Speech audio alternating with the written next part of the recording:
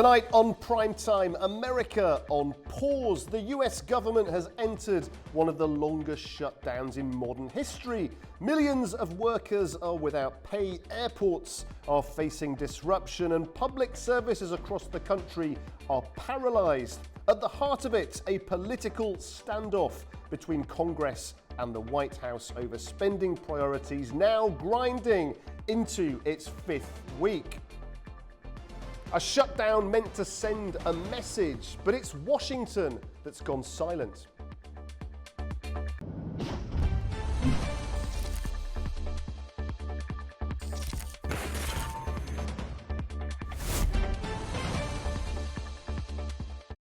Well, this is the 23rd US government shutdown since 1976, and one of the most damaging in decades. What began as a dispute over spending priorities has spiraled into a full political standoff, with President Trump refusing to approve funding without concessions. Agencies are grinding to a halt, and families nationwide are fleeing from the strain, from unpaid workers to food programs nearing collapse. The cost of America's deadlock is growing by the day. Let's take a look at this report. The U.S. government shutdown is now in its 35th day, tying the record for the longest in history. Millions of Americans are feeling the impact as federal workers miss paychecks and vital programs, including food assistance, are disrupted. The Supplemental Nutrition Assistance Program, or SNAP, which provides an average of $187 a month to low-income households, has been halted, leaving 42 million people uncertain about their next meal. With the federal government shutdown stretching on, millions of Americans risk losing access to SNAP benefits. In Alexandria, Virginia, two mothers are turning frustration into action. Jessica Alicea and Taha Iglesias co-founded a grassroots group, Rooted to Rise, opening a community food pantry to support neighbors who may soon go without food. We really believe that during this time where the government has their hands in a lot of pots on how people can eat, we wanted to create a resource for people to just come with no judgment. And I know for me, if we have the resources to crowd fund, food for people, we're going to make sure that we help. Food advocates warn the need is growing. LaMonica Jones from the Food Research and Action Center said children's households make up the largest share of SNAP recipients, and emergency allotments are not enough. We know that households with children are the highest percentage of SNAP recipients in the country. And so you think of the benefit that those SNAP allotments, as we're going through several waves of the pandemic, we're still dealing with price inflation, we were dealing with supply chain shortages. So there was a lot of compounding issues, again, that those SNAP emergency allotments allowed us to see our way through. Now what we're hearing from families is this is not enough. Joseph Williams, a former senior editor, noted that many families have already gone hungry. It means that they're likely have gone hungry at least 1, maybe 2 days. Keep in mind the SNAP payments were supposed to start again on November 1st, and those benefits have not been restored. Now, they've gone to court, some states and some anti-hunger advocates, to try to get that government moving and to get the president moving on these things. But he's been very stubborn about this. He now says via social media that he'll relent and let these benefits flow, that after he hears from his lawyers. Federal judges recently ordered the USDA to use contingency funds to pay benefits immediately, but the agency maintains funds are limited and reserved for emergencies. While Washington debates, Rooted to Rise is stepping in, providing food and a sense of community to those facing hunger. Okay, we'll take a short break now, and we'll have more on this story when we come back. Do stay with us.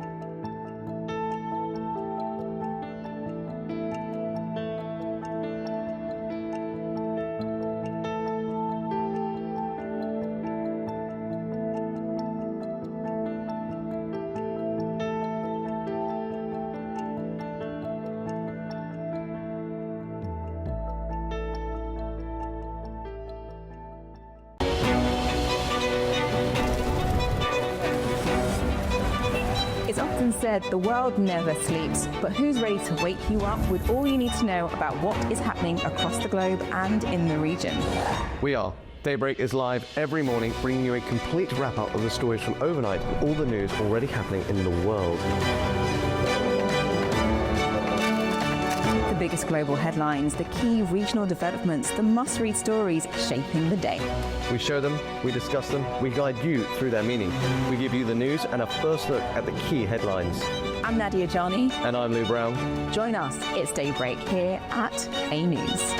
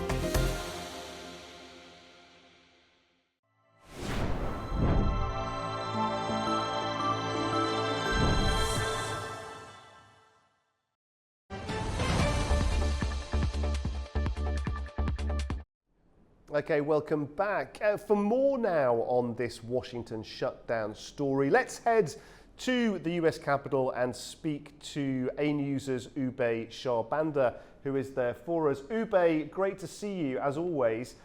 I mean, this has been over a month now. Is there any sign yet on Capitol Hill that this thing is going to be resolved at any point soon?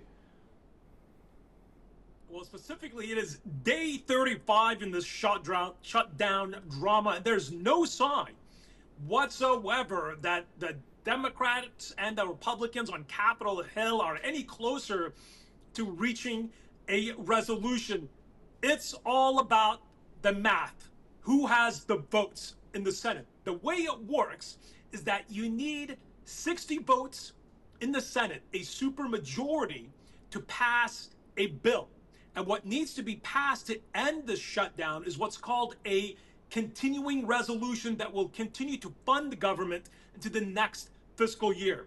The Republicans have 53 votes. They need 7 Democrats to join them to get this continuing resolution through. The Democrats, led by the minority leader, Chuck Schumer, who leads the Democrats in the Senate, have said they will not vote with the currently tabled clean continuing resolution without some major changes that would impact key government subsidies that the Democrats want funded, that the Republicans say that they oppose. So we are at an impasse, and it is affecting travelers. And this is just, we are only a couple of weeks away from the busiest travel day in the United States, which is Thanksgiving. So the impact is being felt far and wide. The Republicans don't have the numbers in the Senate. President Trump just posted on social media that he wants the rules changed. That it's called the filibuster rule, which essentially where the Senate allows any one senator to hold up any bill. So now we're seeing President Trump saying that he wants to end the supermajority rule where you need 60 votes to essentially get anything through the Senate. And, you know, this is probably going to be the longest shutdown of the U.S. government in living memory. And Ube, the pressure politically being felt, I think it's fair to say, on both sides accusing the other of being the cause of this delay. But of course, the pressure is often felt most acutely, isn't it, with inside the families of regular federal workers, some of whom are missing 1, 2, on the way to missing 3 paychecks. I mean, some of that, you know, it would be quite hard to imagine the sort of pressure and untold stress that would create. It's, in a sense, easy, isn't it, for billionaires on both sides of the house to kind of sort of, you know, trade blows with each other. But there's a real effect on the families of those workers. Yeah, there is a real effect, especially because so many Americans are living paycheck to paycheck, which means they simply can't afford to miss a paycheck. That means missed payments on cars, for schools, for daycare, subsidies for food assistance are also being dramatically impacted. The U.S. military payments. I mean, you have essential personnel in the U.S. Department of War that are having to go to their jobs and to go to work, including the servicemen and women of the armed forces, but they are missing a paycheck. It went so far that President Trump had to go to a private donor to at least make the payroll, to donate over $100 million for 1 month's worth of payroll. So these missed paychecks, now they will theoretically receive back pay, but that is also unclear. So there's a real impact. The federal workforce is a massive one. There's some federal workers that are deemed essential workers that are having to go to their jobs. And the impact on the everyday American is also going to be felt, even if they're not a federal worker. The Federal Aviation Authority, the people that are in the towers and the airports, there's already a massive shortage of workers. They're taxed, they're overstressed, and this government shutdown is increasing that stress, and that could impact aviation safety. That could impact loved ones who are trying to go back to visit their family or go on trips that are crucial for their jobs and their businesses. Airlines, we might see mass cancellations, mass delays all over the country. Maybe 100 million Americans could be impacted by this, and that is also going to impact not only the economy, but the bottom line of your average everyday American, as not only federal workers. So the more missed paychecks, it adds a additional stress on the American federal workforce, as well as your average Americans that are also going to be impacted by federal programs that are no longer functioning. The question is, who will the American voter blame, and how will this impact the midterm elections for Congress coming up in about a year? Yeah, Ube, let's talk a bit more about that travel disruption. I mean, you mentioned it there, and of course, the US is one of those countries that flies a lot. There's a huge number of internal flights, businesses, families. People rely on the ability to fly from state to state, from city to city. The disruption, I think, is very obvious, very worrying, but what's being done to mitigate that? Well, look what just happened in Newark, New Jersey. Newark Airport is one of America's busiest airports. They essentially had to shut down all flights out of Newark, domestic and internationally. The United States is a massive country. Just on the continental United States, 3 different time zones, 400 million people. Airport, the entire airspace is full of planes going from coast to coast, as well as some of these smaller regional flights as well. People have booked these flights in some instances a year in advance, and they cannot afford to cancel them. People, especially on the American Thanksgiving holiday, which is coming up at the end of November. So imagine the chaos that could ensue if flights across the country are canceled because of a shortage of FAA workers. What are FAA workers? Well, these are highly trained, specialized workers that work in the airport towers under the a federal agency, the FAA. But they're not being paid. If they are being forced to work shift after shift after shift, that's going to impact their ability to work. And in some instances, they're calling in sick.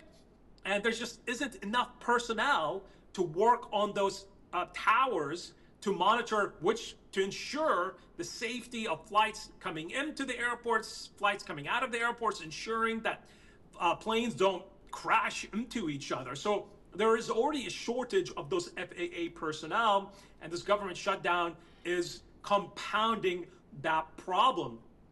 And look, this is a major political issue.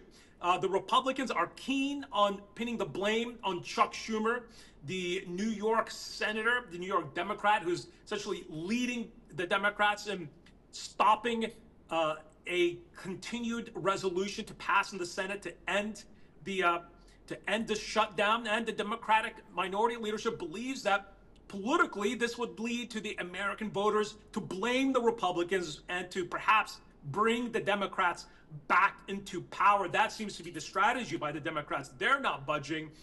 The Republicans are led by President Trump. President Trump saying that it is the Democrats, it is Chuck Schumer who is being held hostage by radical leftists in his party. That is what President Trump is saying, that the reason why the leadership of the Democratic Party is not allowing for a full vote of the continued resolution to pass in the Senate is because they are essentially being held hostage by the more left-wing progressive arm of the Democratic Party that want to fight all the way, even if it leads to more government shutdowns, to ensure that their government subsidies, their programs are funded. The Republicans say that means more money into the pockets of illegal immigrants and allowing illegal immigrants to use medical services that would increase the cost for the average American family for their already increasingly high medical bills. So that is the argument here on both sides of the aisle, and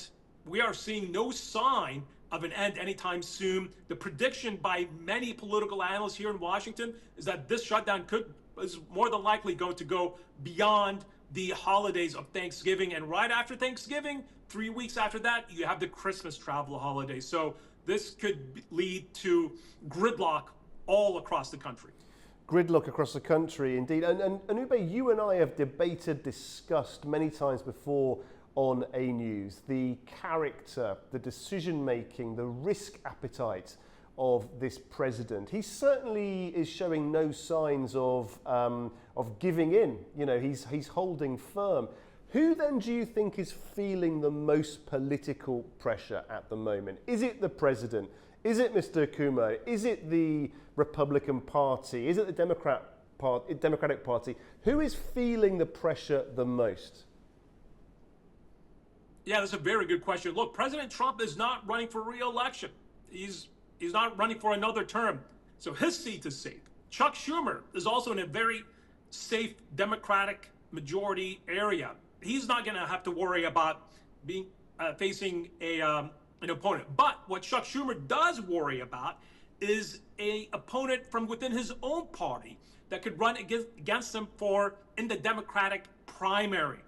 So Schumer is keen to prove his bona fides to the progressive left-wing section of his party. Some Republicans are increasingly, in Congress, are increasingly nervous that this may impact their ability to be reelected in many swing districts that go Democrat, sometimes Republican, the other times. And American voters often split the ticket. They'll vote for a Republican for President Trump, but they might vote for a Democrat for Congress and for the Senate. So that has happened in a number of swing states, purple states, that are strategically important for both sides to gain the majority in the House of Representatives and in the Senate. The Republicans right now have the White House. They have the House, the Congress, and the Senate. The problem is that historically, when one party dominates the executive and the congressional branch, voters during the midterm tend to try to establish an equilibrium and sometimes will vote for the opposing party to either as a majority in the Senate or a majority in the House to ensure that neither one party has total control of the executive, of the Congress, of the House of Representatives, the lower house, and of the Senate, which is more of a body that really that's where a lot of the deals are made in the Senate. It's really based on consensus because of this 60 votes supermajority rule, also known as the filibuster rule, that is allowing the Democrats who have a minority in the Senate to essentially hold that part of Congress hostage and to prevent a continued resolution from being passed. But it might pay off for the Democrats if the American voters pin the blame on the Republicans. Ube, yeah, I'm sorry for butting in there, but just on the voters, let's talk about the people, because of course we know who the die-hard Democrats will blame. Of course we know who the die-hard Republicans will blame. But you talked about those swing states. Who are neutrals blaming for this at the moment? Well, it's not neutrals, it's more independents who will vote for Republicans sometimes, vote for Democrats on the other instances. Many of the voters, I mean, look, President Trump won with an overwhelming mandate to include every single swing state, a purple state that's neither solidly red Republican or solidly blue Democrat. Every single one of those states in the presidential election went to President Trump. He won a massive majority in the popular vote as well as in the electoral college. But we did see in many instances voters elect a Democratic senator. So voters that went to the polls and elected President Trump also elected a Democrat into the Senate. We saw that in Michigan. We've seen that in a number of congressional districts where President Trump was able to win over independent voters as well as conservative or centrist Democrats that viewed Kamala Harris as being too far left. So, if this shutdown continues, some Republicans in districts that are not necessarily safe. Many of these districts in Congress are solidly Republican, solidly Democrat because of gerrymandering and redistricting. So the candidates only have to worry about winning their party's nomination. But there are many districts across the United States where it could go either way. And of course, every midterm we call them midterm elections because they're halfway through the 4 years of the presidential election. So they're every 2 years. And that the results of those midterm elections can be a bellwether for the presidential elections and who the American public is blaming. The economy is still in a strong footing, but we are seeing increased signs that there might be vulnerabilities. And of course, for President Trump, he's always focused on the economy like a laser beam. So this could be an instance where the voters don't blame President Trump for the government shutdown that could potentially, in turn, negatively impact the economy, but they could very well blame their congressman, whether it's a Democrat or a Republican, for impacting their economy, their ability to afford groceries, their ability to afford their car payment, because in the US, we just don't have massive transit infrastructure. So many Americans have to fly or drive to get to their destinations to see either loved ones for business trips or for everyday work travel. So these government shutdowns can have a trickle down effect. Politically, it is always very, very dangerous to play this game of brinkmanship because the voters will blame one side or the other when it comes to into the ballot boxes. The Democrats believe that, hey, the Republicans are the ones in the majority. It's going to be much easier to blame them. President Trump and the Republicans are hammering every day Chuck Schumer, trying to connect Chuck Schumer and his left-wing ideology with the entirety of the Democratic Party. So that seems to be the strategy coming from the Republican side. We'll have to see which side strategy pays out, and we'll see how the voters react in the midterm election, because there certainly is a great deal of political rhetoric on both sides. But this is certainly, I'd like to say unprecedented, but it's not unprecedented. It has happened before, but this shutdown heading into the holiday months, that could have a massive economic impact, not just an inconvenient one, but it could really impact American citizens, American families, their ability to enjoy the holidays with their loved ones, with their family and their children. And that could have serious political consequences. Angry voters can be a very dangerous thing to the party in the majority.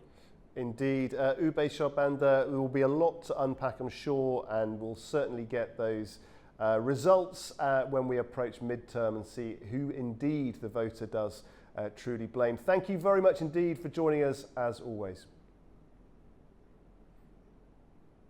Okay, time for a short break now. We'll be back with some regional news in just a few moments. Do stay with us.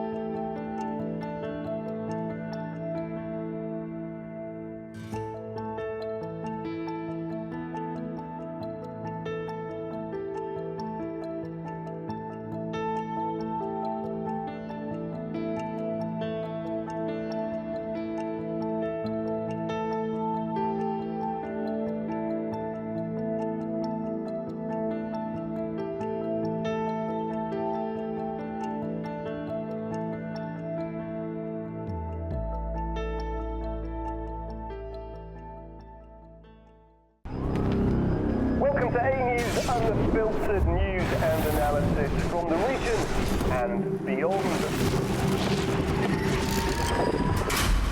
From Washington to Beijing, Tehran to Kabul, to Tbilisi to Tashkent. Today is the third. We're with you 24/7, taking you live to the front lines of the day's biggest stories. Welcome to Gabon. I'm here. Azerbaijan and Armenia. Hello, we're reporting November.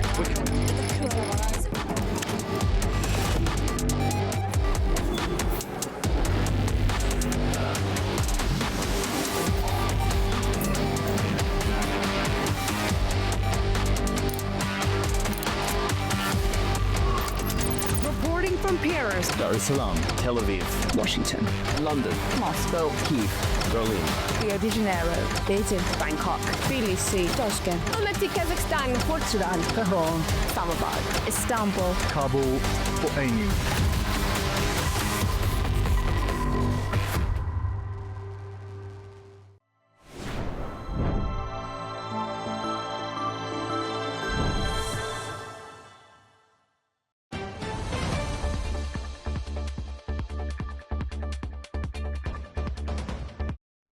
Welcome back to Prime Time. Let's continue now with our regional stories.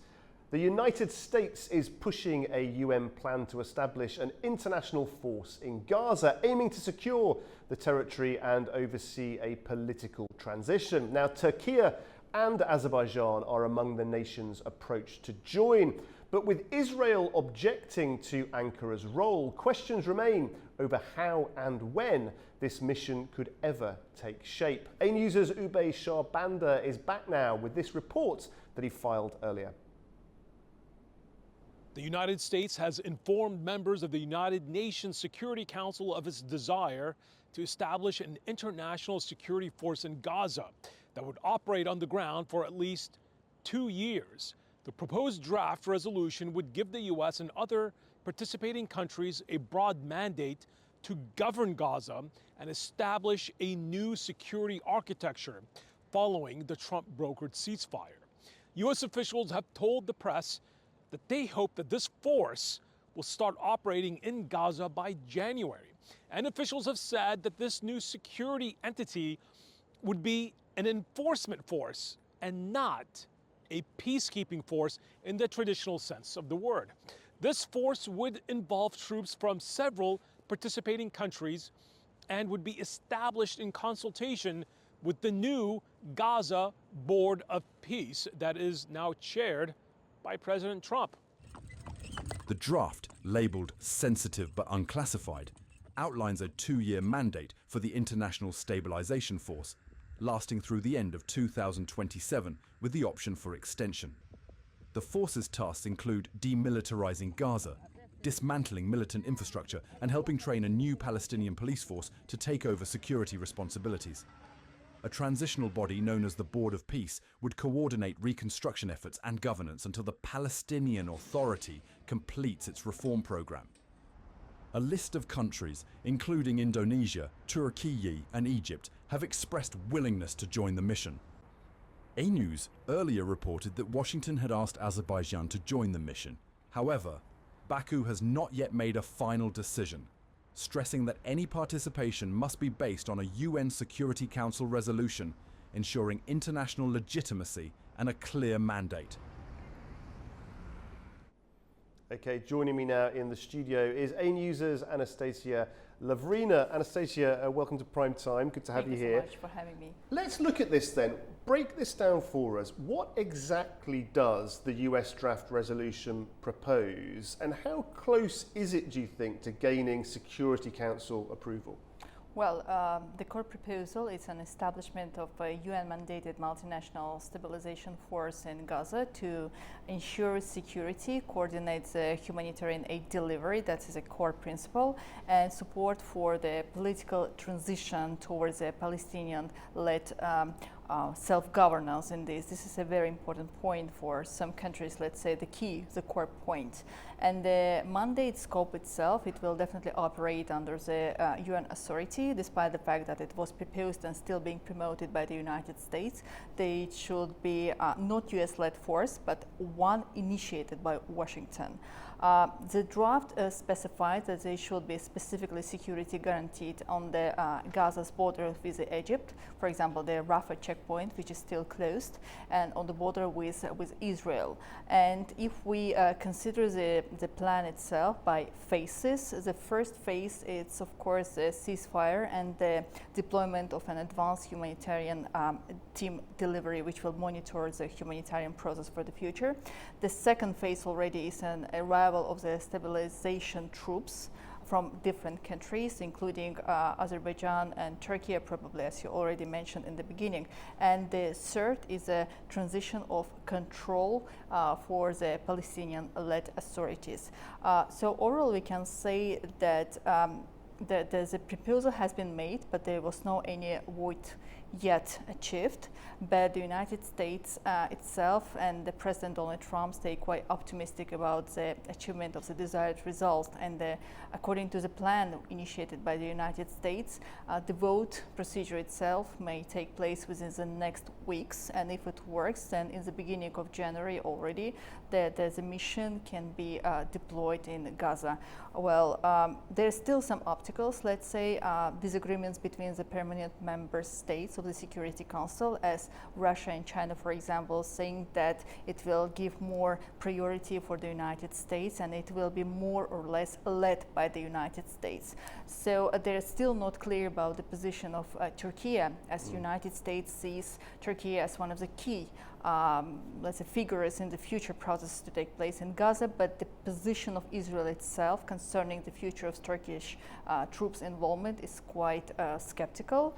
Let's just delve into that a bit more. It's very interesting because many have mentioned Turkey as being obviously able to make a contribution to this. Israel opposes Turkey's inclusion, though.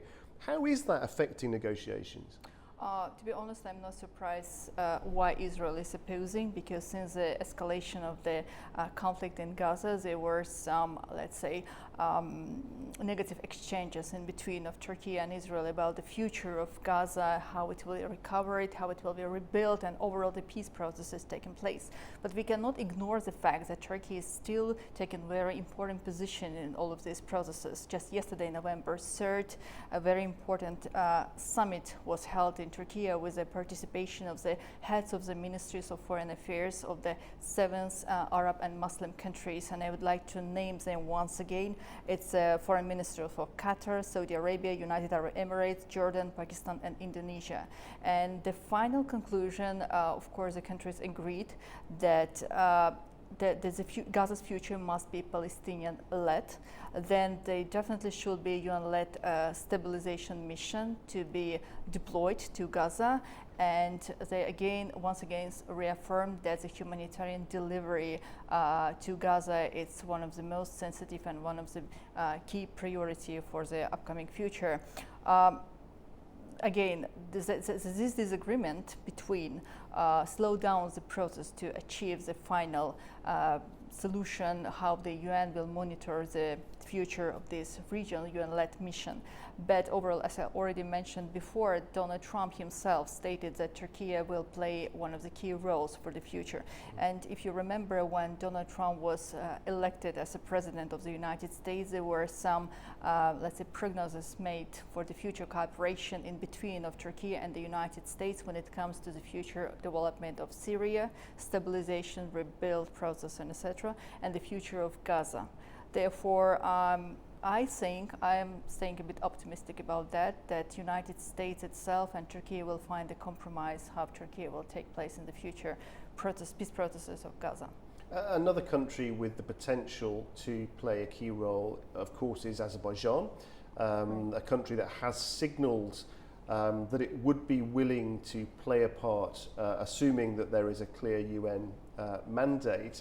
What's the latest about what Baku has said about any potential role? Absolutely.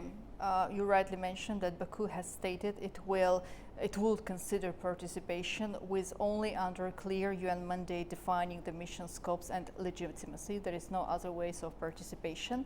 And we cannot ignore the fact that Azerbaijan was invited to the Leaders Summit, which took place in Egypt just, I would say, a couple of weeks before, with the participation of Donald Trump, and the position of Azerbaijan. Its future mission was also considered at that meeting that took place in Egypt.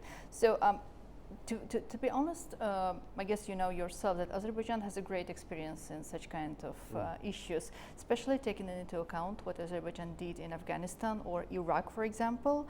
Azerbaijan has proven its record contribution to UN and NATO missions, and it was amongst the last missions who left Afghanistan, for example. We do remember together with Turkey. Here I would like to make a clear division in between of the types of missions UN is able to send to different to monitor the situation in different countries. The first is the classical UN peacekeeping missions, which can be deployed in the places where there is still conflict to make sure that it has a neutral monitoring and conflict prevention.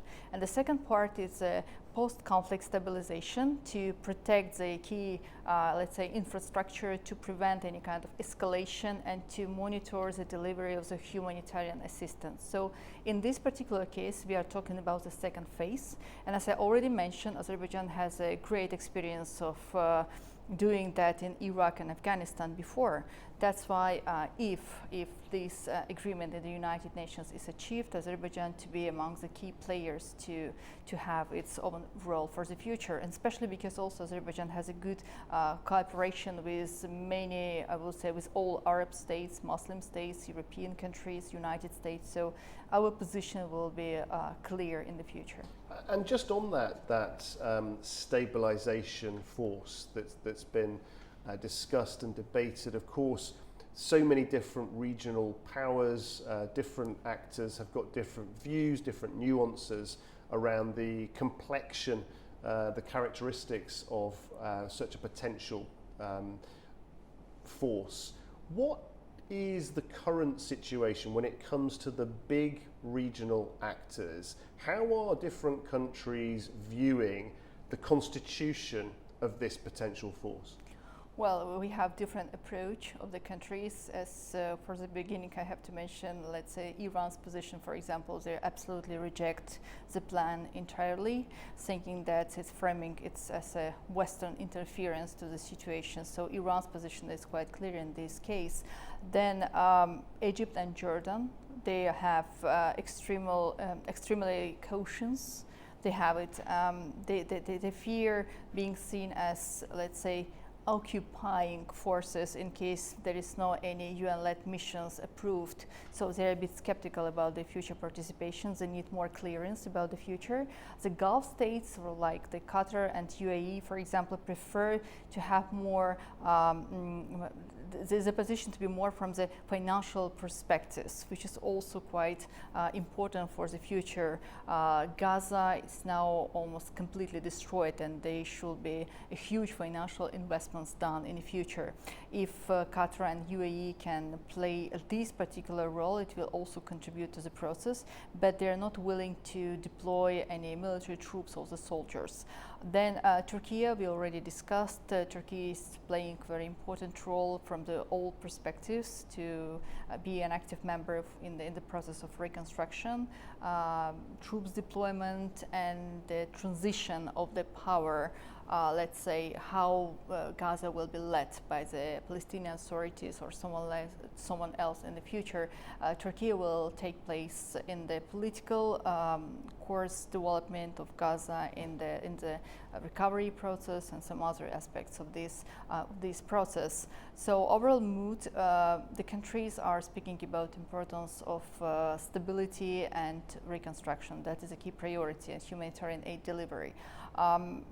I think that the most important thing now is to make sure that the achieved result is sustained, that the security is prevailed, and there is no any escalation happening in the near future, no more deaths is happening on the ground. So all countries are united in this particular term, but the position, how exactly each state will contribute for the future, it's still on the negotiations, and it will be discussed, and it will be approved once again once we have those UN mandate mission to be on the ground. Yeah, and this is always going to be very complicated. I think nobody expected that any sort of coalition would hang together perfectly.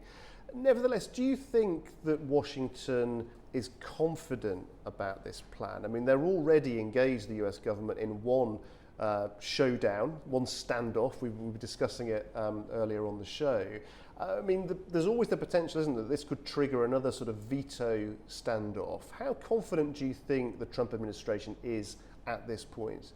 Well, Donald Trump is very confident, and he's always optimistic about anything to happen in different parts of the world. Every time he's bringing his experience and the achievements, even in our region, he's always referring that peace finally prevailed in between of Armenia and Azerbaijan, in between Gaza and Israel, between India and Pakistan. So I'm not surprised that in this particular case, he's also staying quite optimistic about the future. United States will do their best, I think, to make sure that it's sustained and the final document is approved. But within the next couple of weeks, we will understand whether there is any kind of consensus achieved in between of the 5 permanent members of the United States Security Council. It's quite a difficult process, especially in between of the United States and Russia. But again, this draft resolution already been delivered to the United Nations Security Council, and now it's just a process of the issue of to be discussed and to be agreed in between of the member states. Therefore, U.S. officials to be voted, as I already mentioned, in the upcoming weeks. And if it works, probably in January, we will will see the deployment of some UN-led troops mission in Gaza, and then let's see how it will be. Hopefully, there will not be any initiated veto process in the United Nations Security Council. That is a key priority for Washington at the moment. Anastasia, thank you very much indeed for coming, and was appreciated. Thank you very much for having me. Okay, we're going to take a short break now. When we come back, we'll be catching up with the very latest business news. Do stay with us.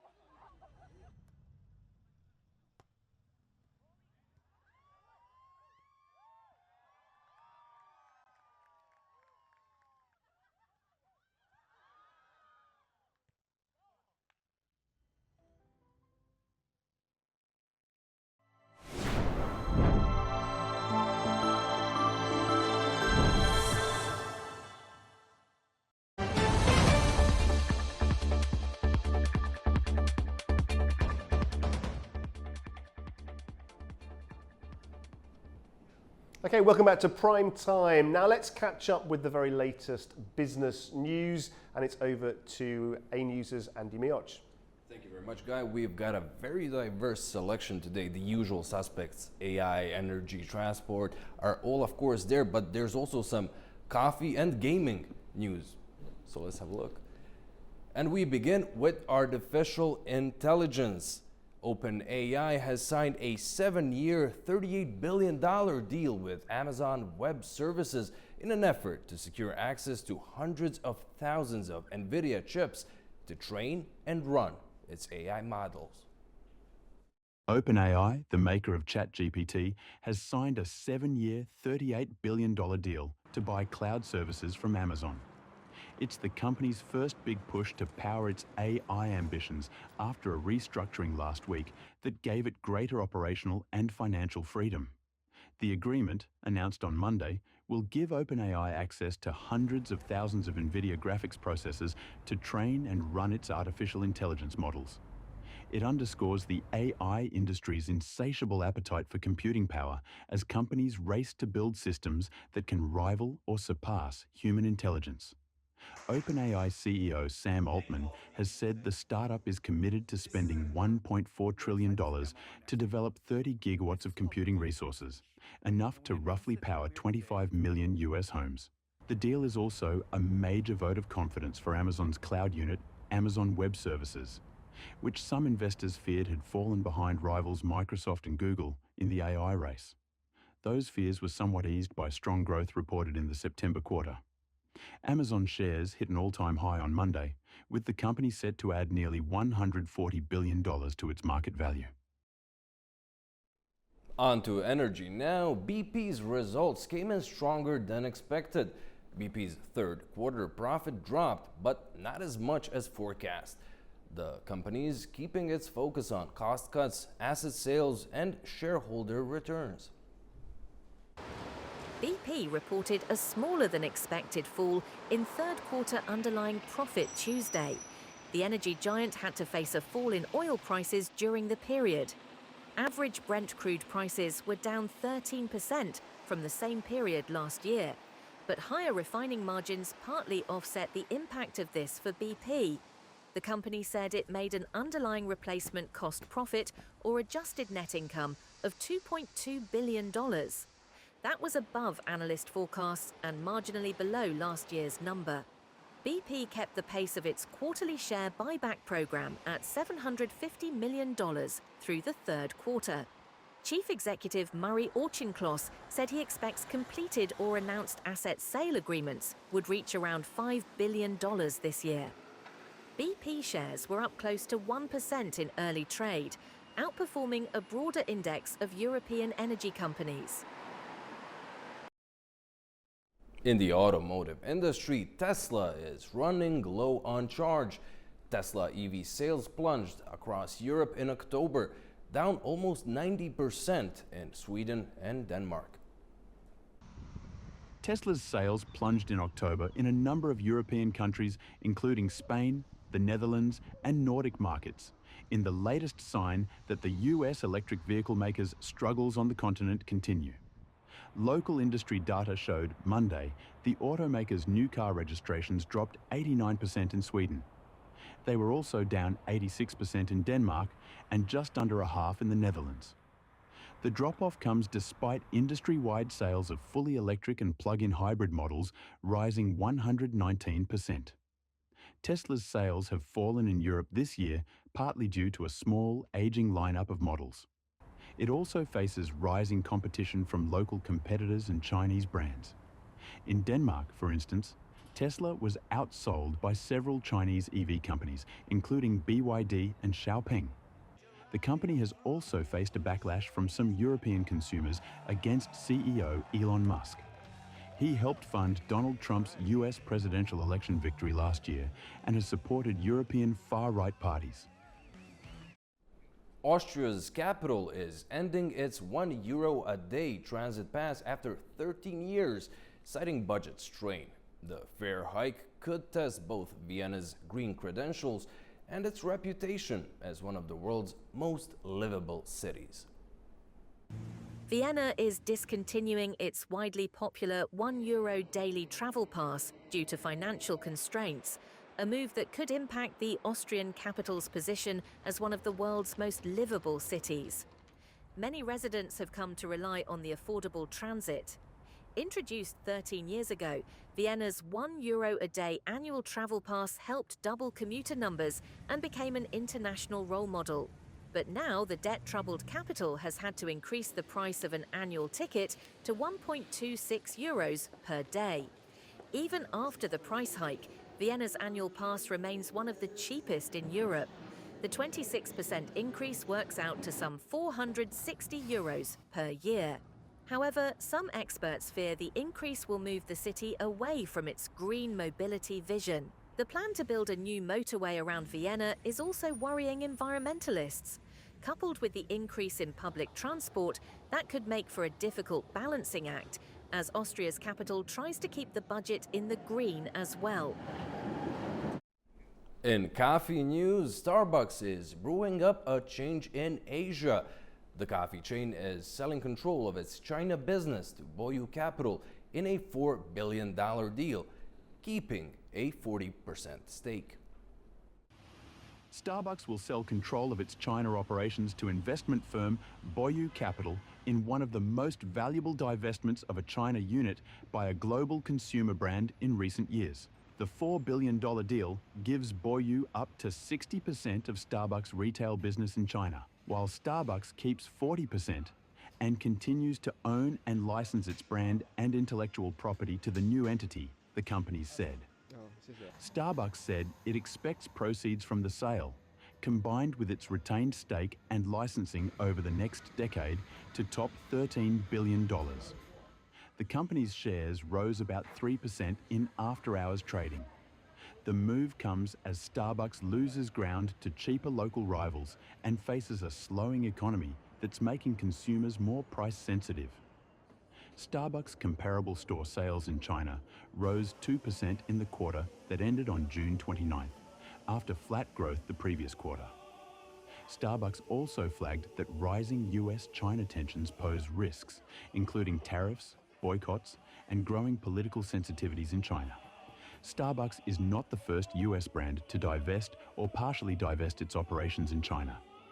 McDonald's, for example, sold a majority stake in its China and Hong Kong operations to investors, a tie-up widely seen as successful. Next up, portable play. Japanese gaming giant Nintendo has raised its Switch 2 sales forecast to 19 million units this year. Strong game releases and steady demand have helped send its stock up. Nintendo sees its latest console as being more popular than it first thought. The Japanese gaming giant raised its sales forecast Tuesday for the device to 19 million units for the financial year. That's up from the 15 million units it had projected. Nintendo also raised its full-year operating profit forecast by 16% to $2.4 billion. Investors have weighed the likely strength of sales momentum for the Switch 2 since its launch in June. It went on sale during US President Donald Trump's trade war, which tested Nintendo's supply chain management. Nintendo sold 10.3 million Switch 2 units by September end. It was helped by titles like Mario Kart World and Donkey Kong Bonanza. Looking ahead, Nintendo said the upcoming holiday shopping season will be a key proving ground for Switch 2 sales. The company's shares are up 40% year to date. And that's all for Business Daily. Well, Guy, hand it over back to you. Coffee and gaming, very interesting indeed tonight. Thank you very much, Andy. Okay, we're going to take a short break now and we'll be back with some more regional news. Do stay with us.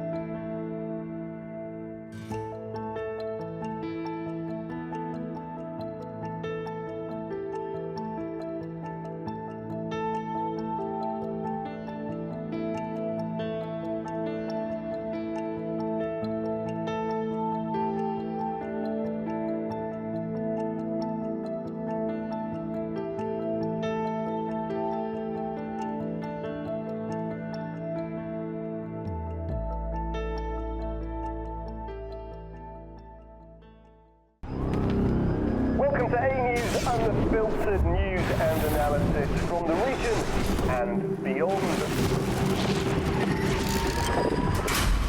From Washington to Beijing, Tehran to Kabul, to Tbilisi to Tashkent. Hello, I'm Jay. Challenges. Today is the third. We're with you 24/7, taking you live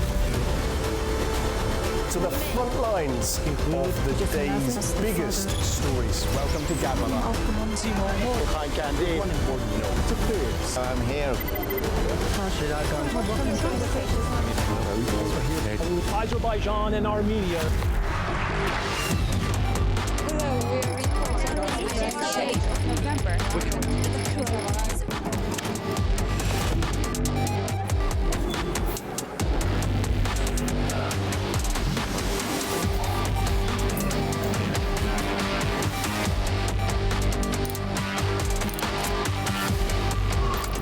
Reporting from Paris, Dar es Salaam, Tel Aviv, Washington, London, Moscow, Kyiv, Berlin, Rio de Janeiro, Beijing, Bangkok, Tbilisi, Tashkent, Almaty, Kazakhstan. Port Sudan, Tehran, Islamabad, Istanbul, Kabul for A News.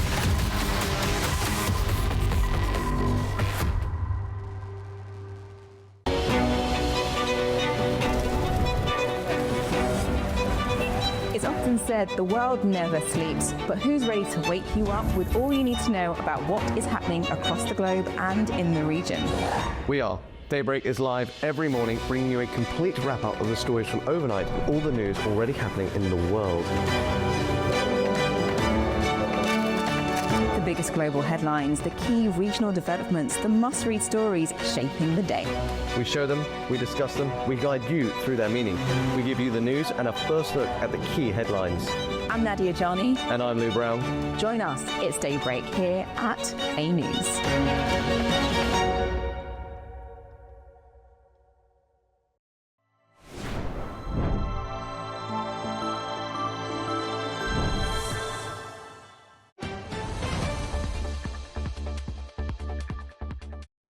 Welcome back to Prime Time. Now, officials from Pakistan and Afghanistan are heading to Istanbul for crucial ceasefire talks.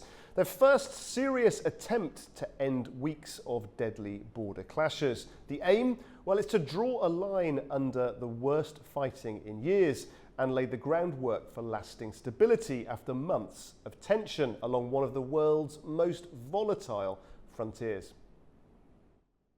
Weeks of deadly border clashes have brought Pakistan and Afghanistan back to the negotiating table, this time in Istanbul. The two neighbours are seeking to finalise a mechanism to sustain a fragile ceasefire agreed last month after some of the heaviest fighting since the Taliban's return to power.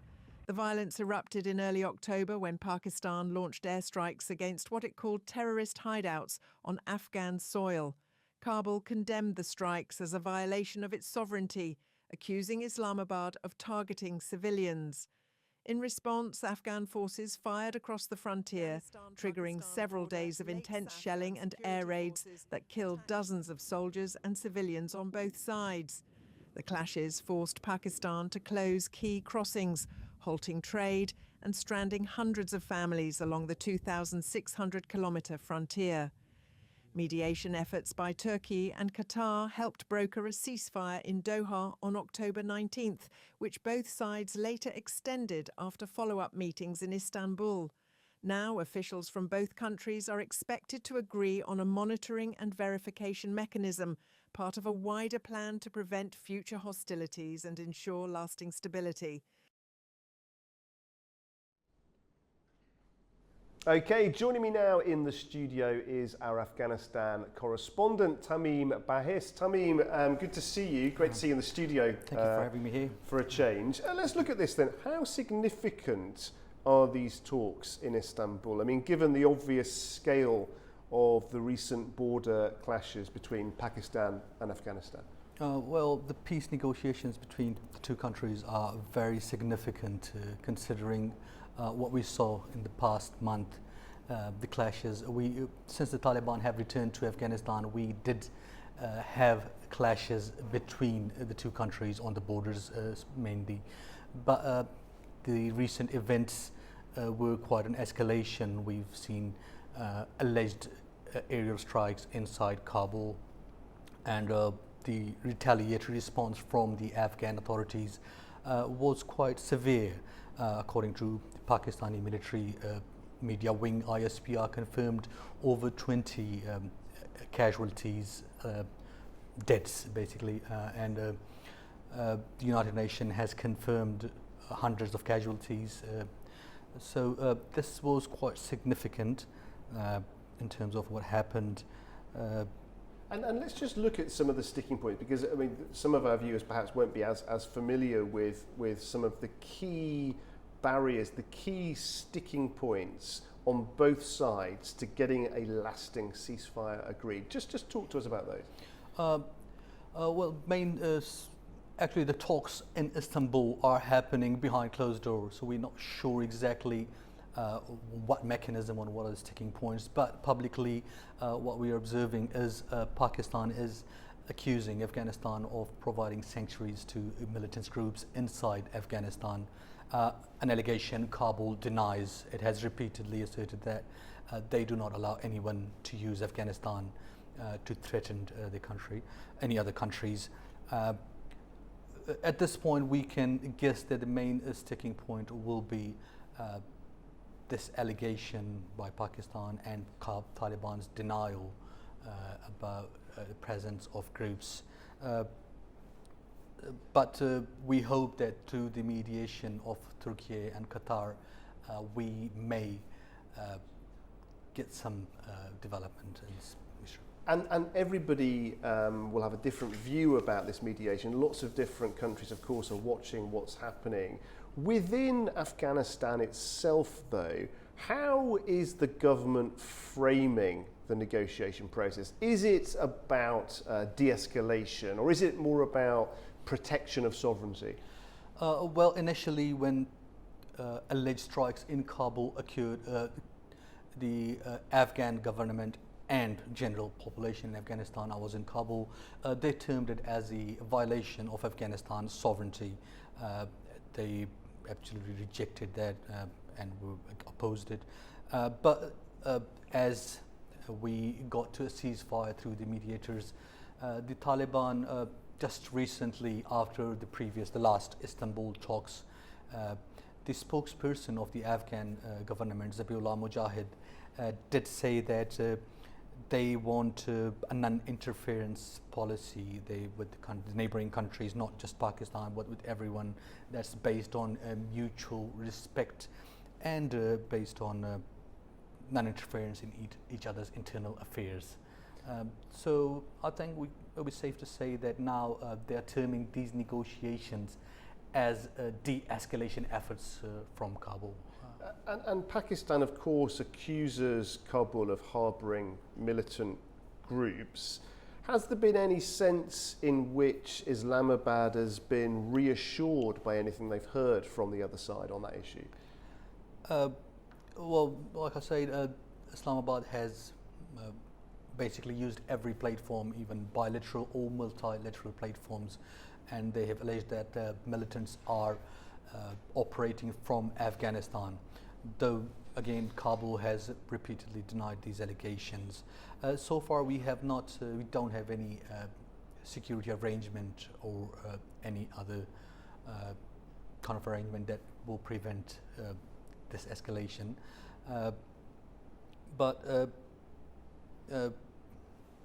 And Turkey obviously hosting the talks, Tamim. We've spoken about other actors playing a role in this, a very delicate situation. How important is Ankara's role as that mediator? And what about the opportunity for other regional actors like Azerbaijan or Iran? What role might they play in this process? Well, first of all, Turkey has very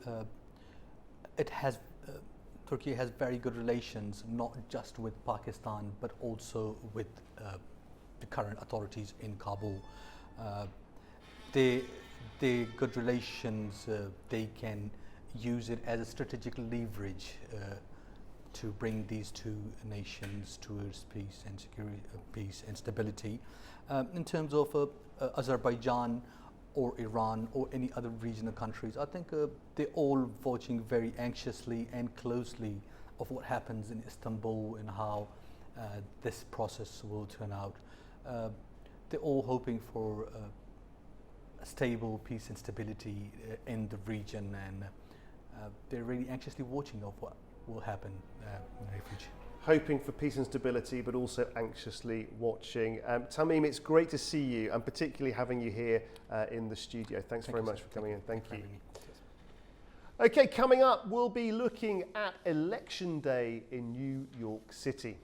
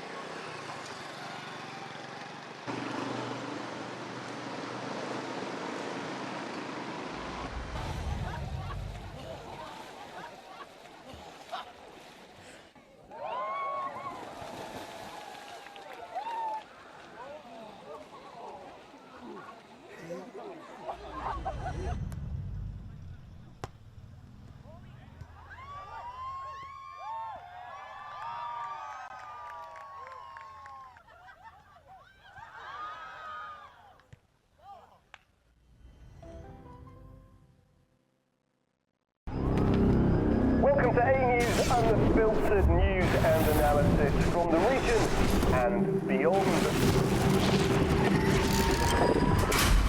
From Washington to Beijing, Tehran to Kabul, to Tbilisi to Tashkent. Today is the third. We're with you 24/7, taking you live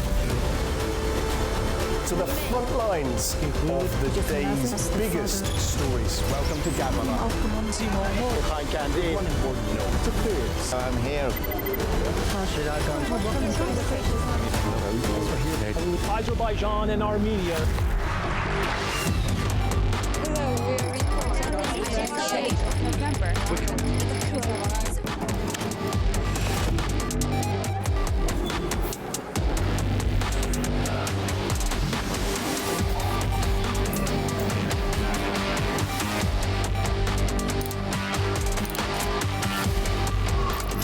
Reporting from Paris, Dar es Salaam, Tel Aviv, Washington, London, Moscow, Kyiv, Berlin, Rio de Janeiro, Beijing, Bangkok, Tbilisi, Tashkent, Almaty, Kazakhstan, Port Sudan, Tehran, Islamabad, Istanbul, Kabul for A News.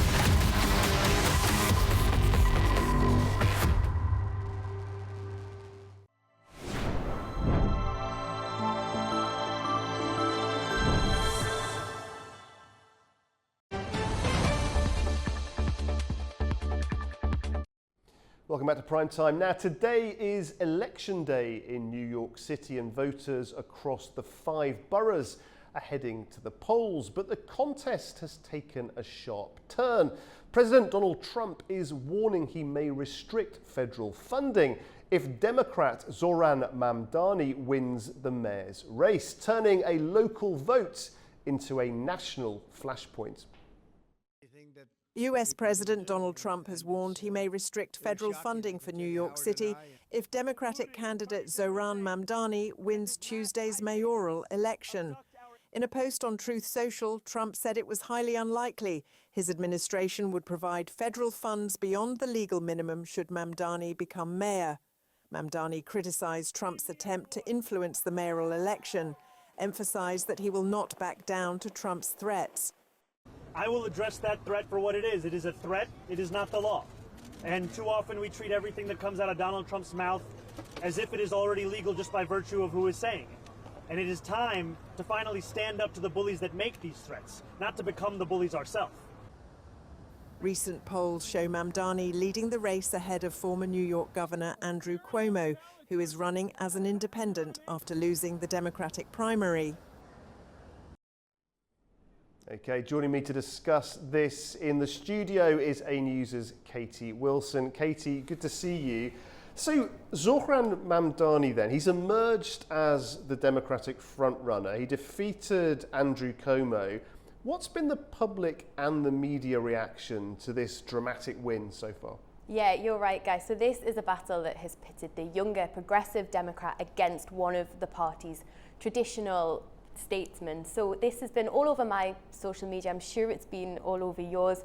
Zohran Mamdani, he's the man at the center of all of this, a 34-year-old state assemblyman who's attempting a political upset in his bid to become New York City's youngest mayor in over a century. And if this happens, he'll also make history and become the city's first Muslim mayor. Now, just some context of this whole election. Now, Mamdani shocked the political establishment when he defeated former Governor Andrew Cuomo in the Democratic primary this summer. Now, Cuomo is continuing as an independent. The Republican candidate has faced pressure to drop out of the race to clear a path for Cuomo, but that hasn't happened. He's still in the race. Now, victory over Cuomo in that primary, now he was once a dominant figure in state politics. So this is really a watershed moment for progressives, and it signals a shift in the city's political centre of gravity. Now, as you mentioned, social media, it's playing an increasingly bigger role in elections around the world. This one is no exception, and it's been through viral videos and outreach to content creators and podcasters that Mamdani has reached disaffected voters at a time when faith in the Democratic Party was among its members even was at an all-time low. Now, just a bit about his background. As you mentioned, he's just emerged. Now, before entering politics, he worked as a housing counsellor, helping low-income homeowners in Queens fight eviction, and he's also made his Muslim faith a visible part of his campaign. He's visited mosques regularly and released a campaign video in Urdu about the city's cost of living crisis. Now, another issue that was likely at the forefront of voters' minds during the primary was the Israel-Gaza war and the candidate's stance there. Now, Mamdani's strong support of Palestinians and staunch criticism of Israel goes further than most of the Democratic establishment and arguably reflects that shifting public opinion in the US, whereas Cuomo, on the other hand, has described himself as a hyper supporter of Israel and proud of it. So we've got Mamdani here presenting himself as a candidate of the people and an organizer, but there are questions over whether he can deliver on his ambitious promises and how a politician with no executive experience will handle that onslaught that is sure to come from the Trump administration. And it could be, I mean, it could be pretty dramatic if Mamdani does win, not least because President Trump has threatened to potentially pull funding. I mean, can he do that? Will he do that? Well, it's not actually something we haven't seen before. The Trump administration has repeatedly tried to cut federal grants and funding for projects primarily located in Democratic-run areas. So it is it's a shocking statement, but it's not actually something we haven't heard before. President Trump is endorsing Cuomo in the New York City's mayor race, but this is more about urging voters not to elect Mamdani. He says whether you like Cuomo or not, you have no choice. And you're right, he said that he would be reluctant to send more than the very minimum level of federal funding to New York if Mamdani was elected. What he said actually was, if you have a communist running New York, all you're doing is wasting the money you're sending there. Now, Mamdani has rejected this and says he's more of a Scandinavian style politician and not a communist. And he responded to these comments about funding and said he would address that threat for what it is. It's a threat. It's not the law. And actually, Andrew Cuomo isn't actually buying the endorsement either. He has said that Trump isn't endorsing me, he's opposing Mamdani. And I think he's right here. Trump has said, if it's going to be between a bad Democrat and a communist, I'm going to pick the bad Democrat. So Trump isn't too happy about either candidate here. And you might be wondering why he's not endorsing the Republican candidate. And that's so that he doesn't split the right-wing vote, which would more than likely lead to Mamdani winning this comfortably. Now that's interesting about what you say about splitting the vote. I mean, everybody is weighing in on this. Governor Kathy Hochul also, she's commented on Trump's involvement. What's been her message? Yes, so Kathy Hochul, so she's New York's first female governor and she's a Democrat, so she's endorsing Mamdani for mayor. She has said that New York City deserves a mayor who will stand up to Donald Trump and make life more affordable for New Yorkers. So this is good news for Mamdani supporters. They see this as unifying the Democratic Party, and it also suggests that more centrist Democrats like Kathy Hochul, some of whom they've been very wary of Mamdani's campaign. So the fact that she's been willing to back him is really significant. And she responded to Trump's comments and pledged to fight like hell, in her words, to ensure he doesn't make good on his threats to freeze more federal funding for New York City if Mamdani is elected. And she said that she'll remind Trump that hurting the city of New York will have consequences for the rest of the country. You hurt New York, you hurt the United States. But those who back Cuomo are reading this endorsement a bit differently, because unlike Democratic governors of blue states, Hochul has maintained a fair working relationship with Trump, and their concern is that that relationship is in danger of being torn apart if Mamdani is elected. They're asking how Hochul can balance that left-leaning base that delivered Mamdani's rise with the White House that controls billions of dollars in federal aid, and crucially, the fate of those major infrastructure projects in New York. So really, she can't be affording to alienate either of these figures. And you mentioned Andrew Cuomo there, and he himself has attracted controversy, not least on social media too, for a pretty controversial remark he made referencing 9/11, hasn't he? Yes, so this all took place on a conservative leading radio show. Cuomo was making the argument that Mamdani lacked experience to lead the city if another terrorist attack happened like 9/11. So you'll hear this argument a lot about Mamdani lacking experience. And the former governor, he agreed with the host of this program, who suggested that Mamdani would be cheering if another attack happened. And now this all comes as Cuomo is ramping up efforts to pitch himself to Republicans as a more viable alternative than the Republican nominee, hence why he was appearing on this conservative-leaning program in the first place. So whether it will make a difference to those conservative-leading voters, that remains to be seen. But it has drawn condemnation from Mamdani and his supporters. Now, as I mentioned, Mamdani would be the first Muslim mayor of New York. Mamdani called the comments disgusting and an insult to all Muslim New Yorkers. He said this is Andrew Cuomo's final moments in public life, and he's choosing to spend them making racist attacks on the person who would be the first Muslim to lead this city. Wow, some pretty dramatic rhetoric on all sides there then. Moving away from the dramatic language and the social media back and forth, what are the main campaign themes that each side are campaigning on? So Mamdani, he has a laser focus on cost of living issues like rent, groceries, wages, and he says that voters in the most expensive city in the US, they want Democrats to be focusing on affordability. He says this is a city where 1 in 4 of its people are living in poverty, a city where 500,000 kids go to sleep hungry every night, and ultimately it's a city that's in danger of losing what makes it so special. So his proposals are a free bus service citywide, rent-free freezes and stricter accountability for negligent landlords, a chain of city-owned grocery stores focused on affordability, universal childcare for children aged 6 weeks to 5 years, and tripling the production of rent-stabilised union-built housing.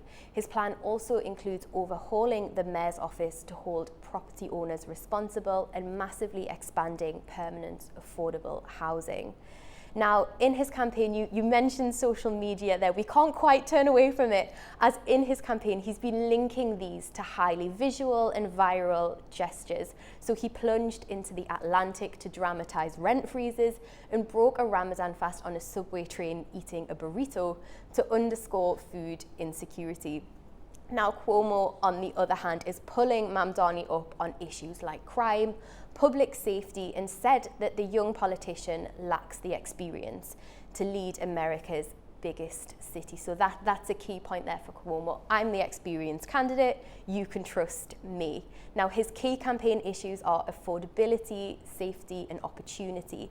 And he's offering a more centrist approach, again, leaning on that experience at state level to sell his viability as a candidate. So Cuomo is seeking to build 50,000 new affordable homes, expand healthcare and transit subsidies, provide targeted tax relief and job creation initiatives, and he's also backing a 2% cap on property taxes for homeowners in distress, and he's also supporting the increase of public services like 5,000 NYPD police officers, implementing a data-driven policy and increasing outreach to address quality of life crimes. And this also expands to education. He's proposing expanding mental health and addiction services and provide greater school-based support, and as well as reducing classroom sizes while increasing the number of school-based health centres. So we've got two very different candidates here with two very different approaches, so the election is certainly one to watch. Yeah, serious themes, but also, as you say, social media playing such a major part. Katie, thank you very much indeed. Thank you. Okay, after the break, we'll be continuing this theme by taking a look at the top trending videos across our social media sites. Do stay with us.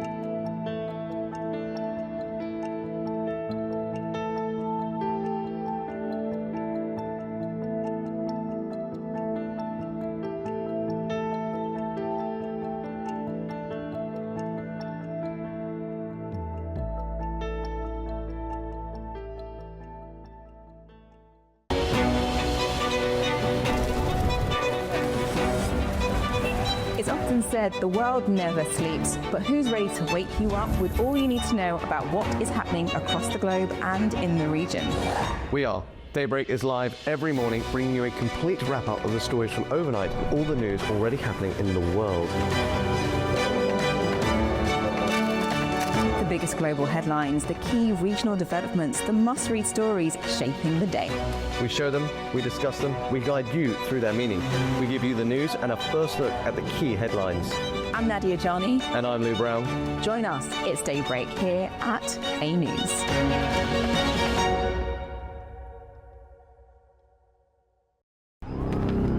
Welcome to A News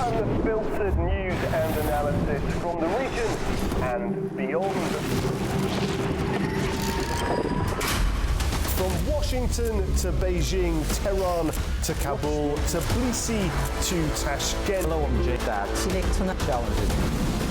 Today is the third. We're with you 24/7, taking you live to the front lines of the day's biggest stories. Welcome to Gabala. Hi, Candy. One important note to clear. I'm here. Azerbaijan and Armenia. Hello, we're reporting on the 8th of November.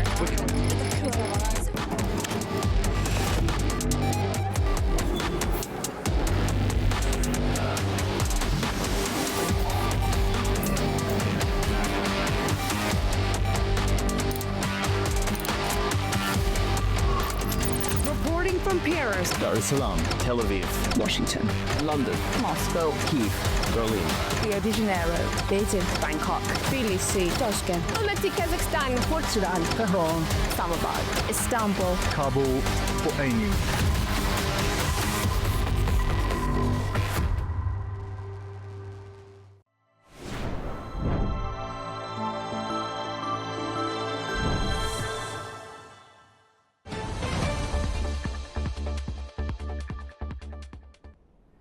Welcome back to Prime Time. Now for a look at the top trending social media posts of today. Guli Garadajli is here. Guli, what's on the agenda today? We have a mix of stories in today's social media lineup, from military standoff in Ukraine to election day drama in New York, and a few global exciting milestones thrown in.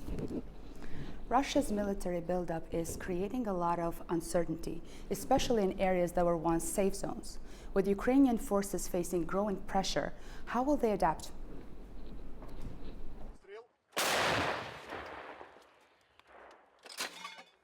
The last week or two, Russia has accumulated a larger and larger force in the city. Different estimates put at maybe 200-300 or more soldiers, and clearly that as more soldiers enter the city, Russia's getting a better kind of a degree of control over the city itself. Once you have this whole gray zone area, it means Russian infiltration troops are walking through all these areas. It means that if you are a UAV team, you have to focus on security, your own security, more than you would normally, and it's not always clear, what is a safe area.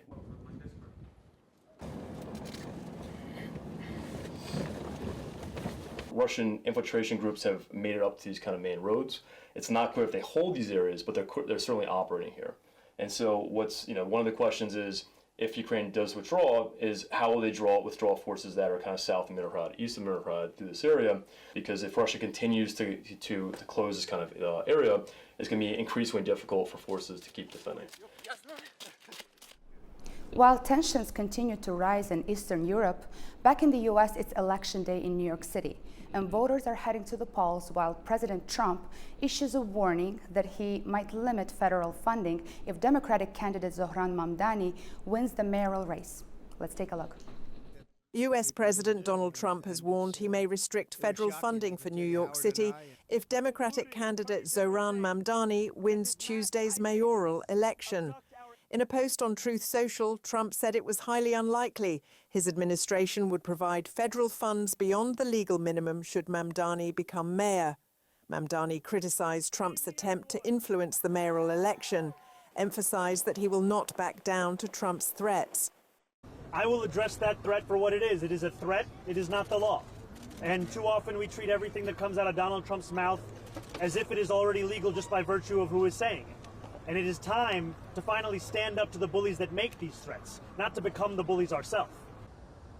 Recent polls show Mamdani leading the race ahead of former New York Governor Andrew Cuomo, who is running as an independent after losing the Democratic primary.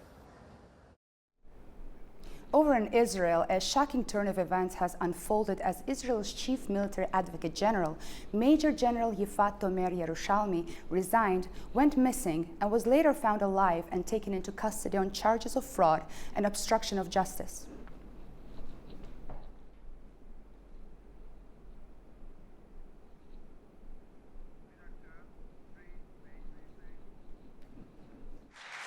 Israel's chief military advocate general, Major General Yifat Tomer Yerushalmi, had resigned from her job on Friday and was then declared missing by her family.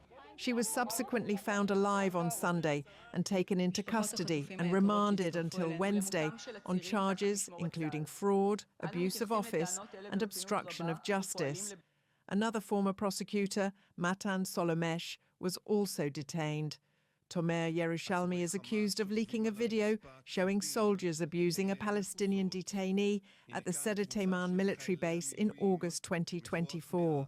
An investigation into the footage led to criminal charges against 5 soldiers and stirred an uproar.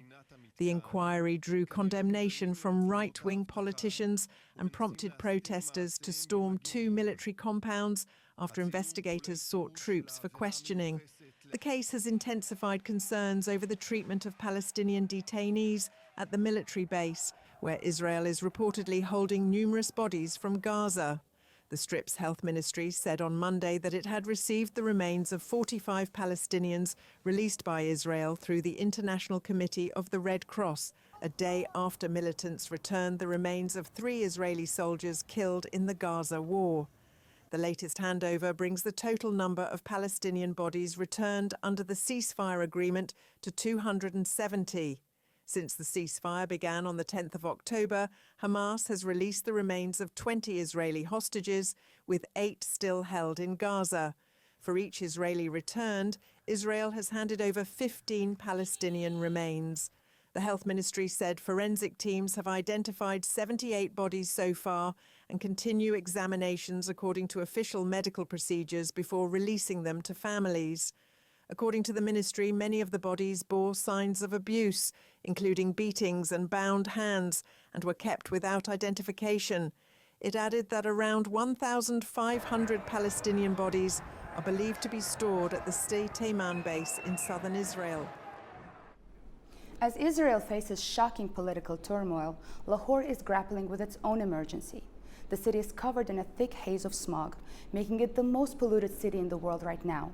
The air quality is so bad that hospitals are overwhelmed with patients struggling to breathe.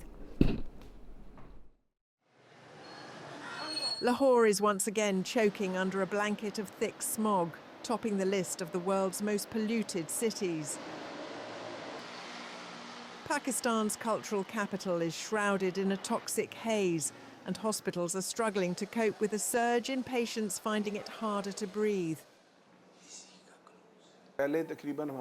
Earlier, we used to receive about 20 to 30 patients daily with respiratory problems, rhinitis, common cold and sinusitis at our outdoor medical facility. But now there are 70, 80 plus. The condition of patients with asthma is getting worse, and also common colds and allergies are on the rise. When a pregnant woman gets a cough and respiratory problem, she suffers abdominal pressure, which can cause many complications. The child will suffocate from the lack of oxygen if a woman does not breathe properly. According to Swiss monitoring group IQ Air, Lahore was ranked the most polluted city in the world on Sunday, with air quality levels reaching the very unhealthy range, at times nearing 400 on the air quality index. Doctors say the crisis is already taking a toll on the city's most vulnerable, especially children, the elderly and pregnant women. But despite the suffocating air, many residents refuse to give up their daily routines. At cricket grounds and local parks, people try to hold on to small moments of normal life, even under the thick grey sky. If exercising and playing in cricket grounds can help us breathe better despite the smog, that's a great facility. The government should develop and maintain the remaining grounds in Lahore, not destroy them. The Punjab government says it has deployed anti-smog guns and water sprinklers to control the dust. Every winter, Lahore's plain geography and cold air trap pollutants from vehicles, factories and crop burning, turning the city into a cloud of grey. For millions, it's becoming a season not of cool winds, but of breathless days and restless nights. Shifting over to Mexico, Uruapan is on edge after the tragic assassination of Mayor Carlos Manzo during a Day of the Dead celebration. Protests have followed, with residents demanding action against the violence that's plagued their city for years.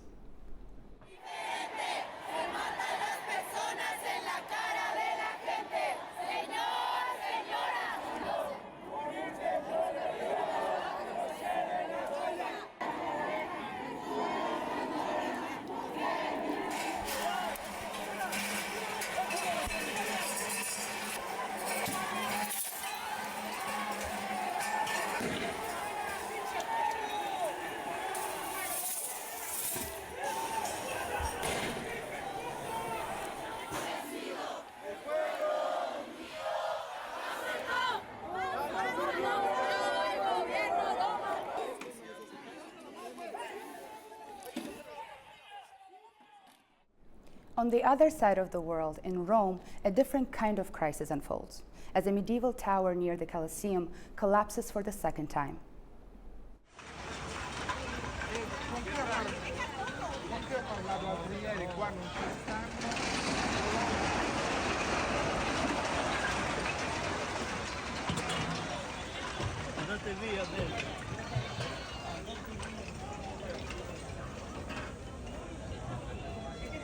The whole building falling down? Yeah.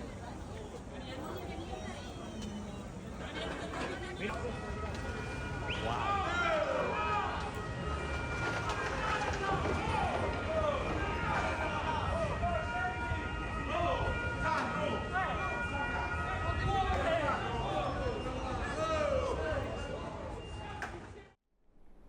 As cities deal with unexpected chaos, India has successfully launched its heaviest communications satellite, CMS-03, into orbit, making a key milestone for the Indian Space Research Organization.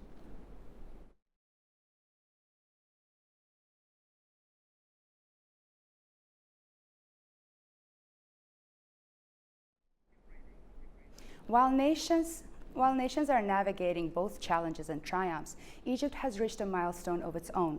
The Grand Egyptian Museum has finally opened its doors, showcasing Egypt's ancient history in a stunning new space. With everything from Tutankhamun's treasures to a panoramic view of the pyramids, it's a major milestone for the country.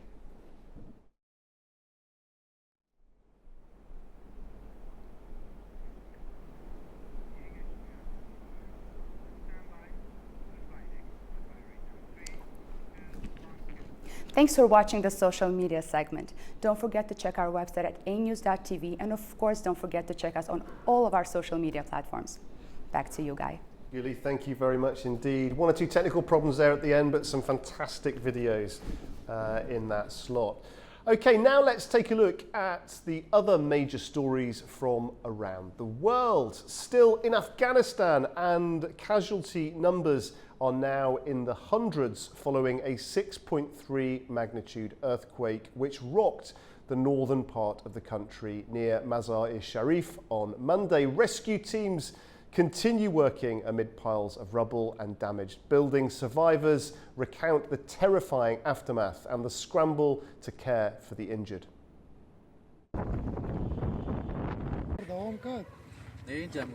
Dust and debris everywhere.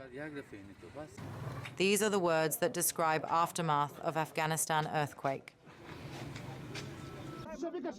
The quake with a 6.3 magnitude struck near the northern Afghan city of Mazar-e-Sharif, killing at least 20 people and injuring around 600 people. Search and rescue teams are currently working through the widespread damage caused by the earthquake, including significant damage to the tiles and walls of Mazar-e-Sharif's Blue Mosque. In addition, the earthquake caused power outages and triggered a landslide on a key highway, with the death toll expected to rise. It was around 1 a.m. when the earthquake struck with a strong jolt, and everything went dark as the power went out. For about an hour, there was dust and debris everywhere. When it finally cleared, we saw 2 bodies lying down there, a woman in that area and 2 wounded people near our shop. Afghan authorities and the United Nations have dispatched rescue and aid teams to the affected areas. Hospitals in the region have been put on standby to treat the injured. This is the second major earthquake to hit Afghanistan in 2 months, adding to the country's existing humanitarian challenges, which include economic struggles and the return of millions of refugees from neighboring countries. A protest over rising organised crime in Mexico turned violent, prompting police to fire tear gas to disperse crowds on Monday. The unrest follows the assassination of a mayor during festival celebrations. Protesters and police clashed in the Mexican city of Morelia after demonstrators took to the streets over the assassination of Uruapan Mayor Carlos Manzo, who was gunned down during a public festival on Saturday. Manzo, who had served as mayor since September 2024, was a vocal critic of organised crime.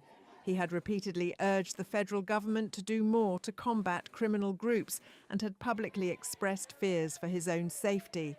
His killing, carried out in front of children and families in the middle of a community celebration, has deepened frustration and alarm.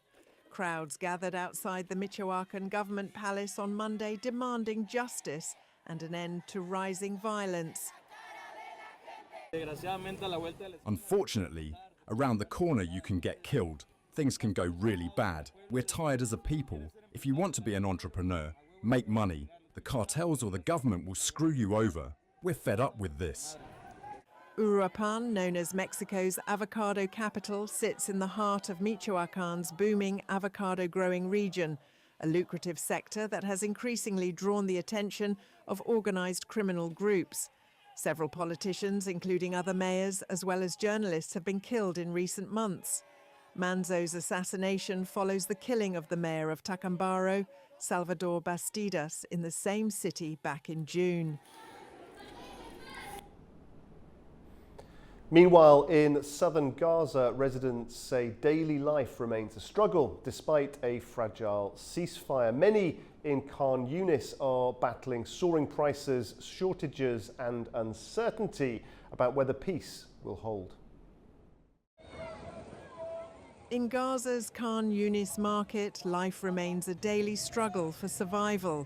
Vendors and displaced families say that despite the recent truce, basic goods are still out of reach, prices fluctuate wildly, and the fear of another escalation looms large. Among the stalls of bread and vegetables, many try to earn just enough to get through the day.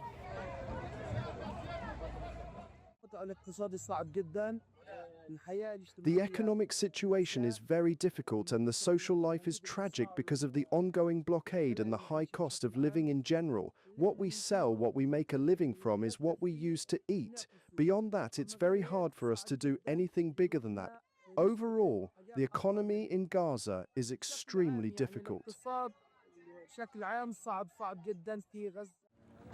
The US brokered ceasefire between Israel and Hamas has reduced large-scale fighting, enabling limited aid deliveries and partial troop withdrawals. But intermittent strikes persist, leaving residents uncertain about what lies ahead.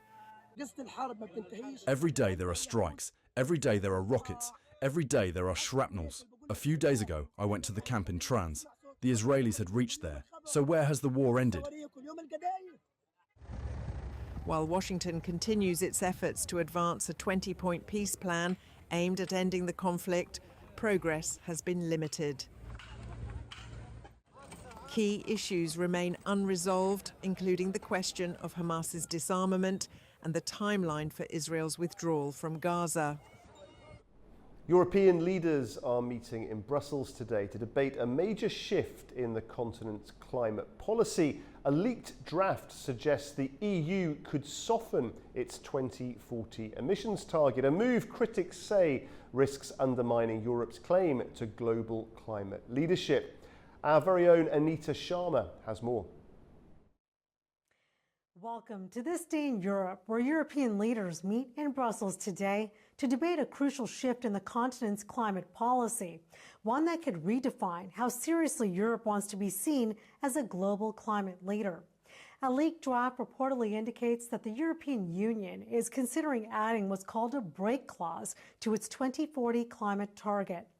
Reuters says the clause would allow the EU to scale back its commitment to cut greenhouse gas emissions by 90% compared to 1990 levels if forests and farmland fail to absorb enough carbon dioxide to make that goal realistic.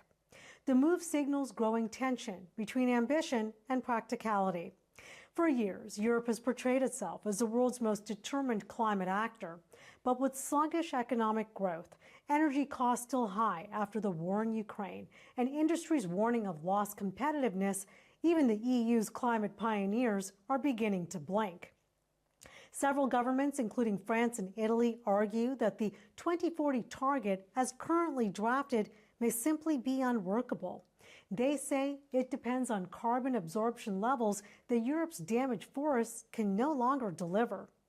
Meanwhile, environmental groups warn any weakening of the target would undermine the EU's credibility ahead of the COP30 climate summit in Brazil this Thursday. And the pressure isn't just coming from within Europe. U.S. oil giant ExxonMobil warns that if Brussels pushes ahead with its new corporate sustainability due diligence directive known as the CSDDD, the company may pull its operations out of Europe altogether. The directive would require major firms to prove that their global supply chains meet strict environmental and human rights standards. Companies that fail to comply could face penalties of up to 5% of their worldwide revenue. Exxon says the rules are unworkable and threaten to drive investment away from Europe. But EU officials argue that global companies had years to adapt and that sustainable business conduct must be non-negotiable. The twin stories, Europe potentially softening its climate targets while facing corporate threats over sustainability rules, expose a deeper dilemma. Europe wants to lead the world toward a green future, but it also fears driving away the very industries and investors it needs to make that transition possible. As negotiations resume in Brussels, the question is whether the EU can still strike that delicate balance between climate leadership and economic survival. And as the world's focus shifts from COP29 in Baku to COP30 in Belém, Europe's choices this week will help determine whether it remains the driver or the passenger in the global race to net zero. For A News, I'm Anita Sharma in Arnhem, Netherlands. President Recep Tayyip Erdogan says that Turkey will advance its defence projects and strengthen cooperation with its European allies. This announcement follows recent agreements between Turkey and several European countries involving the supply of aircrafts. Our correspondent Aliya Iman has the details. President Recep Tayyip Erdogan has announced a major acceleration in Turkey's defense ambitions, pledging to move forward rapidly with homegrown projects and strengthen cooperation with Europe. After conducting a cabinet meeting in Ankara, Erdogan said Turkey's domestic defense programs, from military tanks to fighter jets, are entering a new phase. He pointed to the newly opened BMC Ankara production facility, one of the world's top 5, where 250 Altay tanks will be delivered to the Turkish armed forces within 6 years. Erdogan also hailed what he called a new era in air defense, following high-level visits from UK Prime Minister Keir Starmer and German Chancellor Olaf Scholz, meetings that advanced talks on Eurofighter Typhoon jets. Another major development is that Spain's government has approved the purchase of 45 Turkish-made Hurjet aircraft, a deal Erdogan described as proof of Europe's growing confidence in Turkey's defense industry. Erdogan also reaffirmed that Turkey's next-generation Khan fighter jet is yet to join the Air Force, and stressed that the country will continue to make history in defense. This is Aliya Iman Istanbul, Turkey, A News. Syria is struggling to restore its war-damaged electricity infrastructure, leaving citizens with just 7 to 8 hours of power a day. That's despite a $7 billion investment deal aimed at modernising the energy sector. Here's more. Syria continues to face major challenges in restoring its electricity infrastructure, damaged by over a decade of civil war, with citizens currently receiving just 7 to 8 hours of power a day, a senior energy official has said. Khaled Aboudi, director of the Public Establishment for Electricity Transmission and Distribution, told Rador that electricity generation could almost double if gas and fuel supplies improve, potentially providing up to 14 hours of power daily. Regarding the number of hours of electricity supply, it is largely tied to power generation. At present, our generation capacity is relatively stable, estimated at about 2,000 to 2,002 megawatts. Therefore, the number of hours that electricity reaches citizens, whether in rural areas, cities or provinces, ranges between 7 and 8 hours per day. He added that current generation relies on roughly 15 to 16 million cubic meters of gas and some fuel-powered plants, giving a total stable capacity of around 300,500 to 300,800 megawatts. However, the system remains fragile after years of destruction. As we mentioned earlier, to restore the electrical grid to its pre-2011 condition, we face enormous losses, estimated at $40 billion to fully rehabilitate the electricity system. We are talking about several levels: generation, transmission and distribution, with the latter being the most complex and the one most directly affecting citizens. We are currently taking steps to spread these rehabilitation needs over several years. We have divided the plan into roughly 5 years and have already started urgent maintenance work. We also recently launched a tender to import advanced prepaid meters. All these repairs and network rehabilitation efforts aim primarily to reduce both technical and commercial power losses.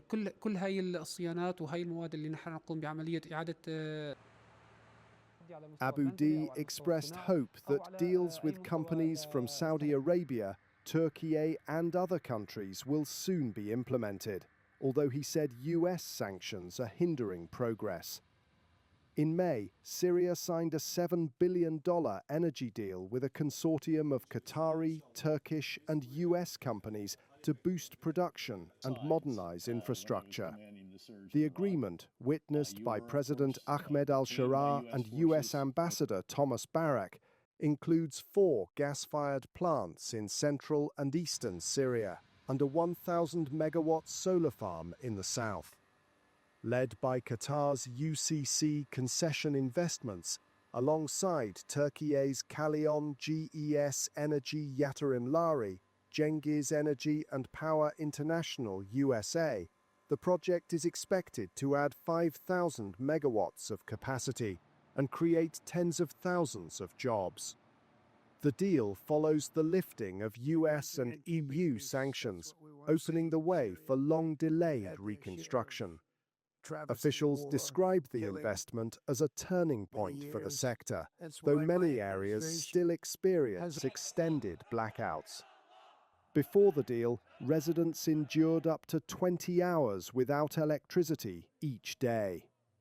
President Ahmed al-Sharaa is also expected to meet US President Donald Trump at the White House on the 10th of November, where he is likely to press for the lifting of Caesar Act sanctions, which his government regards as a major obstacle to reconstruction and economic recovery. Well, that is all we have time for on this edition of Prime Time. Please do catch us again tomorrow for more insight and analysis. And from all of us here at A News, thanks for watching.